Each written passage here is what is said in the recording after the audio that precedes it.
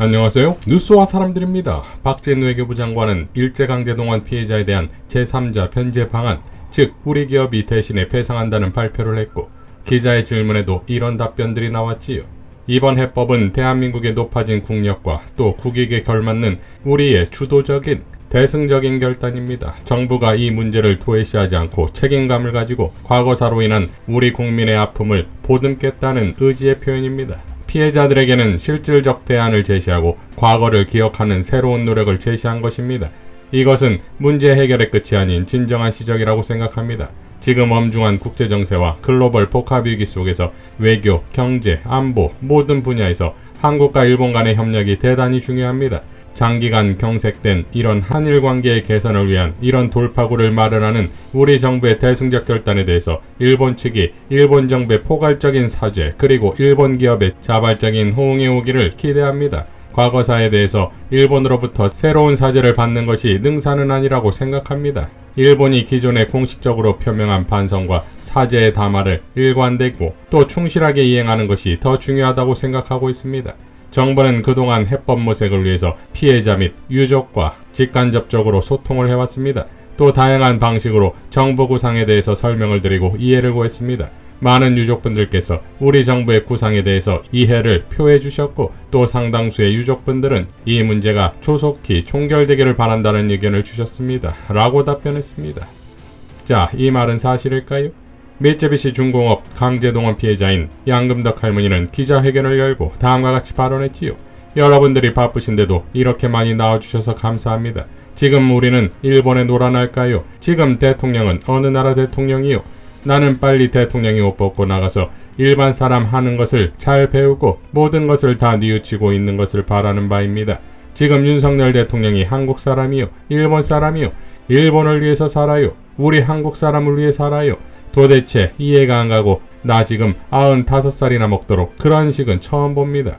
여러분들이 힘을 합쳐서 이제는 누구한테 빌려서 말을 할 필요도 없고, 여러분들도 돌아가는 시계를 다 알고 계시니까 다 합해서 우리가 열심히 노력해서 우리나라를 우리가 지켜나가기를 기원합니다. 라고 발언했습니다. 자, 천재검사 진영검사는 이렇게 밝혔지요. 피해자들의 선택권, 승낙 거부.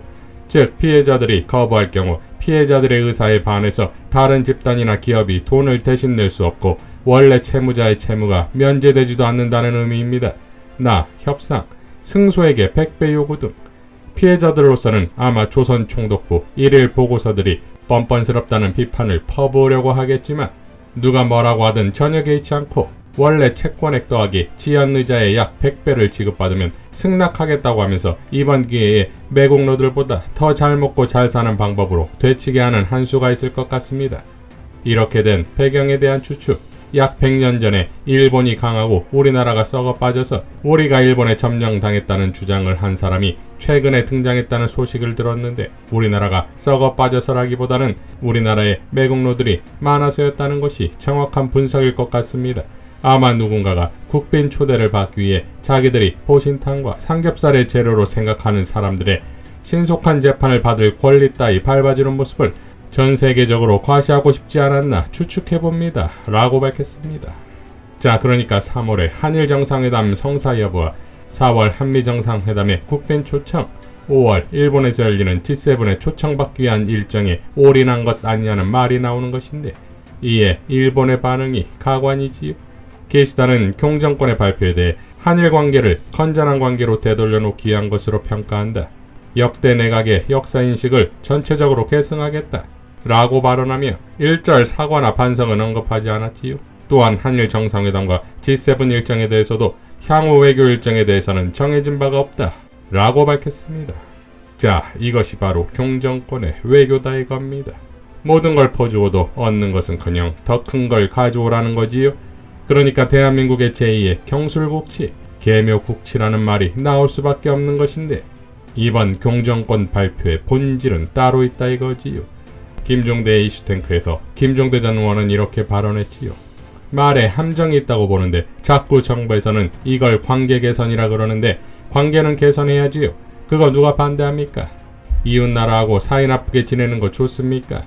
관계는 개선해야죠. 근데 지금 정세의 본질은 관계 개선이라는 게 아니라 관계 개선은 더 나은 일체화로 가는 하나의 레토릭에 불과하다는 것이지 관계 융합 또는 관계 통합 이런 부분에 어떤 전략적인 포석이 다 깔려있는 문제에 우리가 관계 개선이라는 문제로 과거사 논의를 하고 있다는 것은 뭔가 굉장히 시야가 좁은 사고방식이에요. 이거는 관계 개선은 이렇게 안 해도 돼요. 관계 개선은 얼마든지 우회로가 있고 시간이 필요한 거예요.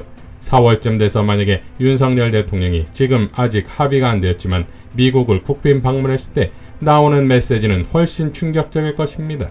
그때는 뭔가 인도태평양의 추상적인 레토릭이 아니라 한미일 군사협력에 두 발 세 발 나아갈 수 있는 이런 어떤 문을 열겠다는 얘기 아니냐, 이게 그 얘기로 가는 거지. 제 예상은 이렇습니다. 우선은 이런 순서로 될 것 같아요. 지금 한일 간에 지소미아 군사정보보호협정이 체결돼 있습니다. 이걸 우리 정부가 정상화한다고 그랬는데 정상화하고 말 것도 없어요. 잘 돌아가고 있어요. 이미 그거는 성숙된 관계로 가고 있는데 이걸로는 부족한 거예요. 군수지원 협정도 체결해야 돼. 한일 간 원래 김태호 당시 MB 때 대외전략비서관이 하려고 했던 거는 그 두 가지였습니다.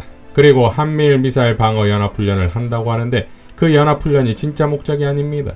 그게 아니고 한미일 미사일 방어에 대해서는 같은 데이터를 같은 시간에 보는 정보공유 전파 체계가 있지만 사실은 이런 것들을 기반 체계로 해서 진짜 하고 싶은 것은 한미일 3국의 교전 수칙을 제정하는 거예요.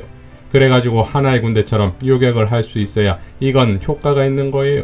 한미일 3국 군대가 통제할 수 있는 구조, 이게 미사일 방어의 총착력입니다. 그러니까 지금은 그걸 위한 인프라를 만드는 게 정보보호 협정이 되는 거고 그 다음에 대잠수함 훈련도 마찬가지입니다. 이것도 우리가 앞으로 미사일 정보나 잠수함에 대한 정보를 일본에 줘야 되는 거예요. 궁극적인 목표는 연합훈련이 아니라 공동작전의 목표입니다. 이론가들 얘기가 이제 그런데 지금은 이런 인프라 작업하고 걸림돌 제거 단계인 거지 본격화된 게 아니라 걸림돌을 다 제거하고 정보를 자유롭게 공유하고 그 다음에 어떤 양국의 여론을 이제 잠재워 놓고 이제 위안부 강제징용 이런 문제들 그냥 싸그리 지워버리고 이렇게 해가지고 일종의 버퍼링 작업을 다 끝내놓으면 그 다음에는 엄청난 속도로 가속화된다. 이거예요. 이게 쭉쭉 나간다. 이거지. 이게 이제 집단 안보로 가는 길이거든. 그러면 우리는 북한을 방어하려고 여기에 같이 했는데 알고 보니까 이건 북한이 문제가 아니라 북한이라는 닭 잡는 칼이 아니라 중국 잡는 소 잡는 칼이 기다리는 거지. 이때 정책적 딜레마가 발생하는데 이 논의를 윤석열 정부에서 일절하지 않는다는 거예요. 이런 문제로 국민이 따지고 공론하고 투명성 있게 외교안보 정책을 들여다볼 수 있게 해주는 게 아니라 어떡한다? 폭주해버린다 이겁니다. 한 2, 3년 후 가깝게는 이번에 한미정상회담부터 이렇게 쭉쭉 나가는 걸 한번 보시면 우리가 어떤 세계로 지금 가고 있는가 하는 여기에 대한 게 사실 이 문제의 본질이에요 라고 발언했습니다. 자, 결국 미국의 중국 견제를 위한 집단안보 체제의 완성 아니겠습니까? 그것도 동아시아의 플랜은 일본이 기획한 것이지요. 그러니 당연 미국은 기다렸다는 듯이 오늘 한국과 일본의 발표는 미국의 가장 가까운 동맹 간의 협력과 파트너십의 신기원적인 새 장을 장식할 거라고 했지요. 자, 그러니까 미국은 중국 견제를 위해 일본을 선택했고 일본은 자신들의 하위 구조로 한국을 넣은 것이고 이것을 또 미국이 오케이 한 것이다 이겁니다. 그러니까 이제 일본과의 모든 군사, 안보, 외교적 정보가 공유되는 것이고 그로써 새로운 식민지적 관계가 형성될 수밖에 없는 것인데 이 엄청난 일을 경이 다 했다 이겁니다. 지난 바이든 방한 때 쌍따봉을 날리며 우리 기업들의 미국 투자를 자랑 삼더니 미국은 날강도 수준의 이익 배분을 요구하고 있고 한국의 반도체 산업을 고사시키고 있지요. 대한민국이 망국의 길을 가고 있음에도 안보라는 이름을 내세운 미국에게 시작부터 북한 선제 타격을 외치는 무지의 부동신은 최적의 가스라이팅 상대가 된 것 아니겠습니까? 그러니까 일본에게, 미국에게 안보와 경제가 완전히 식민지화되는 미일제 강점기가 시작됐다 이겁니다. 결국 경이 3일절에 외쳤던 식민사관적 발언인 세계사의 변화에 제대로 준비하지 못해 국권을 상실했다는 발언은 철저히 윤석열 본인의 상황을 말한 것이 됐다 이거지요. 그리고 경의 상황은 곧 우리 민족과 국가의 존폐위기인 것이고 더 큰 공포는 이제 딱 1년 된 경정권의 무지와 무능인 것이고 결국 이 엄청난 국제안보 외교 역학관계를 헤쳐나갈 역량이 아예 없다는 점이지요. 그러니 이러한 위기를 기회로 만들어야 합니다. 이재명 대표의 대통령에게 묻습니다. 도대체 이 정부는 어느 나라의 정부입니까? 국민은 이 굴욕적인 강제동원 배상안을 결코 용납하지 않을 것입니다. 민심을 저버리는 것은 결국 심판을 피할 수 없게 된다는 것을 의미합니다. 박근혜 정권 몰락의 단초가 되었던 위안부 졸속 협상을 타산지석으로 삼기 바랍니다. 민주당은 일본의 전쟁 범죄에 면죄부를 주려는 모든 시도를 결코 좌시하지 않겠습니다. 국민과 함께 강력하게 맞서겠습니다. 라고 포효의 뜻, 경정권 타도가 곧 국권입니다. 이상 뉴스와 사람들이었습니다. 시청해주셔서 감사드립니다.